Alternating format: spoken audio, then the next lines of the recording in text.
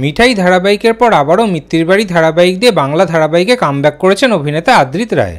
তবে এবারে তার বিপরীতে প্রধান নায়িকার ভূমিকাতে দেখা যাচ্ছে অভিনেত্রী পারিজাত চৌধুরীকে। প্রথম দিকে এই জুটিকে দর্শকদের খুব একটা পছন্দ না হলেও এখন কিন্তু দর্শকরা এই জুটিকে খুবই পছন্দ করছে। প্রথমে অভিনেত্রী পারিজাত চৌধুরীর অভিনয় দর্শকদের খুব একটা ভালো লাগছিল না, তবে এখন দর্শকরা বলছে যে জোনাকির চরিত্রে অভিনেত্রী পারিজাত চৌধুরী পারফেক্ট।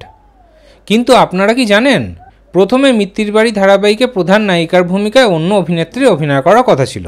মিত্তির বাড়ি ধারাবাহিক আসার খবর যখন পাওয়া গেছিল তখন শোনা গেছিল যে প্রসেনজিৎ চ্যাটার্জির প্রোডাকশনের এই নতুন ধারাবাহিকে আদ্রিত রায়ের বিপরীতে প্রধান নায়িকার ভূমিকাতে অভিনয় করতে দেখা যাবে অভিনেত্রী স্বীকৃতি মজুমদারকে। তবে পরে জানা যায় যে এমনটা হচ্ছে না।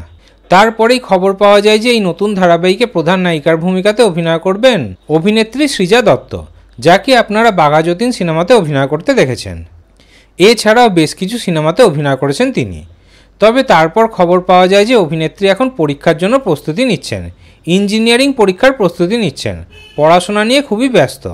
সেই কারণে তাকেও কিন্তু এই ধারাবাহিকে প্রধান নায়িকার ভূমিকায় দেখা যায়নি। তারপর ফাইনালি এই নতুন ধারাবাহিকে নায়িকা হিসাবে নেওয়া হয় অভিনেত্রী পারিজাত চৌধুরীকে। তাহলে আপনাদেরও কি মনে হয় যে মিত্তির বাড়ি ধারাবাহিকে জোনাকির ভূমিকাতে অভিনেত্রী পারিজাত চৌধুরী পারফেক্ট?